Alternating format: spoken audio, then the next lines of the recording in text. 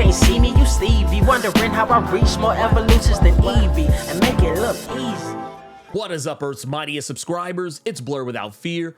Welcome back to the channel. Our today's video, I'm going to be talking about X-Force number 41 by Benjamin Percy and Paul Davidson. This issue does a lot to really clear up exactly just how insane Beast's plan is to cement himself across all instances of time, and we even learn a little bit about how he did it. Apparently Beast has taken one of his containment pods, one of the pods that he uses to clone himself and create new copies of himself, and what he was using initially to power his Weapons of X program. He has taken a clone of himself, likely complete with all of Beast's memories, and placed it with the Cerebro sword. And while we know that the Cerebro sword largely is just a Cerebro unit that was reforged into the shape of a sword by Magneto in Benjamin Percy's X-Force number 2, we also know that the Cerebro sword still works. The device still has all information about every single mutant's memories and essence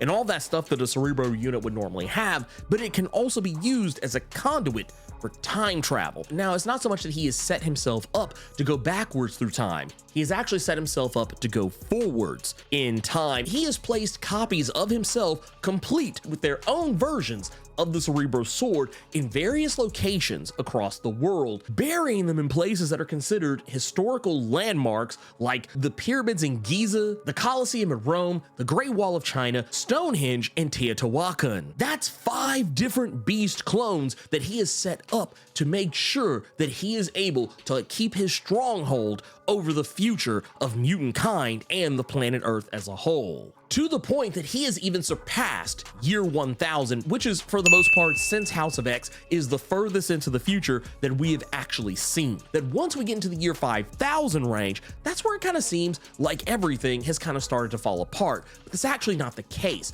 The case is that Deadpool has managed, with the help of Quentin Quire, to be able to hold back the expansion of Krakoa that Beast had kicked off. Thousands of years in the future, we know that Krakoa pretty much overtakes the entire world, to the point it's even taken over the entirety of Earth's moon. And Beast has injected himself into the DNA of Krakoa, thus how we see these beast-like Krakoan monsters showing up all over the place. And while that is all well and good, the thing that I really thought was very interesting is what more we learn about Quentin Quire and what happened with Cerebrax. With the previous issue of X-Force number 40, I talked about how Quentin Quire and the Cerebrax unit had become one, but since Kid Omega has come back, we really haven't seen much of Cerebrax. But now I think we know why he's having these blank out spells so much. It's not so much that just his mind is getting old, and maybe that is a part of it, but it's because Cerebrax is actually still a part of him, not just in a metaphysical sense, but even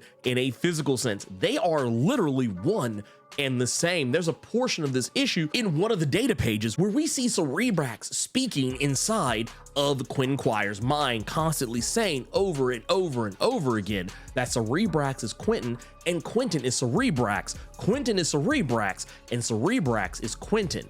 Quentin is Quentin and Cerebrax is Cerebrax. This is technically one of those deals where all 4 of these statements are true. So this is what Kid Omega has been dealing with for thousands of years, as he's been surreptitiously slipping backwards and forwards through time, trying to stop Beast. Now, one of the biggest pieces of evidence to this, when he tries to destroy the Krakoan infestation on the moon that is allowing the Krakoan infestation on Earth to flourish. When he plummets back to Earth, we see that a part of one of Cerebrax's tentacles tries to exit from Kid Omega's mouth, and while he's able to quickly hide it from X-Force, the idea here is that Cerebrax is very likely trying to find its way out. Now, whether or not there's any malice here on Cerebrax's part is another story altogether. I've talked about before with Cerebrax that after the events of 10 Lives and 10 Deaths of Wolverine, the Cerebro unit that was used to send Wolverine backwards in time, that unit had become sentient, thus how we got Cerebrax. But Cerebrax had decided that it wanted to consume all mutant life, to take not just the essence, but actually consume the mutants themselves and gain their capabilities. When Cerebrax had consumed Forge's mind, something really weird had happened back during X-Force number 28, and it was that Forge had appeared before Cerebrax and told Cerebrax that it was its job to seek out and store information, so their job was to be hungry, and Cerebrax, in having consumed Forge and gaining Forge's mutant capability to be able to build pretty much anything that he can imagine, it had thus become Cerebrax's job to build things and be hungry. And for one reason or another, this hologram of Forge told Cerebrax that if it ate enough mutants, it would become a mutant itself. And Cerebrax has believed that. Now, technically, in a roundabout way, Cerebrax has achieved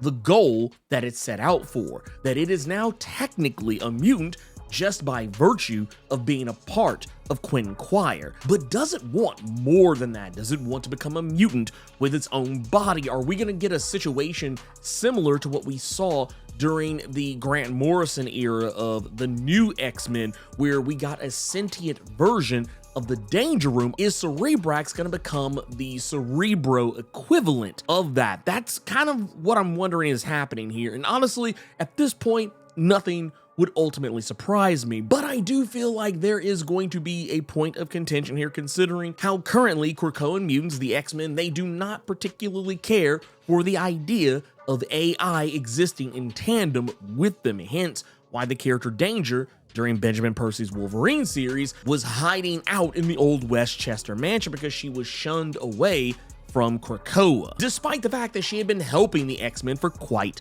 some time. So what's going to happen with Cerebrax? This creates a very actionable position. This could, if actually handled correctly by the Krakoan mutants, Cerebrax could become the first potential AI that Krakoan mutants cohabitate with. This could open the door for future AI possibilities on Krakoa, but considering all the things that the Krakoan mutants have done in the past regarding AI, trying to destroy Nimrod before it was created, how they tried to wipe out the Smileys, these are all very likely roadblocks on the way to that. What is going to happen with Cerebrax ultimately going forward is anyone's guess at this point. We don't really know what Cerebrax wants anymore. It's been over 1,000 years since Quire and Cerebrax had become one. Whether or not Cerebrax is still dead set in its initial programming is another story altogether. We still haven't gotten to the beast Nimrod that we saw in the previous couple of issues, but it looks like we're definitely about to go there with where Quire is taking them next,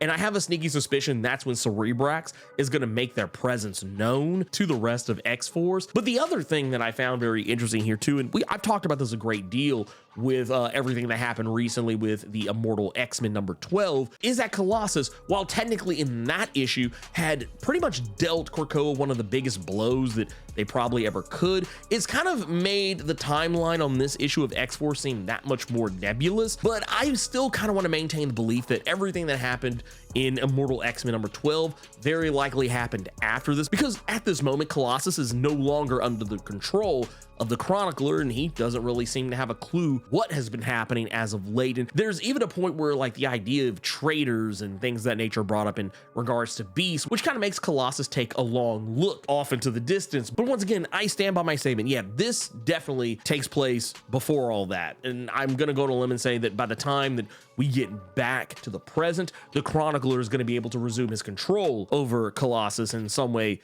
shape, form, or fashion. But yeah, this issue is pretty interesting to me just on what they're setting up here with Cerebrax. I felt like Cerebrax was one of those things that was a very interesting concept that I felt got done away with almost too quick. As we should know by now with Ben Percy, is that he almost always is playing the long game when it comes to his stories. If you read his Ghost Rider, that's something that's incredibly obvious just from the outset, that what you start with is not exactly what you're going to end with, and maybe something that comes up somewhere in the middle is not necessarily something that, even if it does disappear almost immediately as it shows up, is not just going to be done away with entirely, never to be seen or heard from again. It's going to come back. It's just not going to be right away. If you enjoyed this video, do the YouTube thing, like, share, comment, subscribe, and make sure you tap that notification bell so you don't miss out on any of the videos that I put out. I'm still pushing for 100,000 subscribers in 2023. I know that we can raise those ranks of Earth's mightiest subscribers beyond plus ultra in that regard. So if you've been enjoying my content, consider clicking that big red button, because it really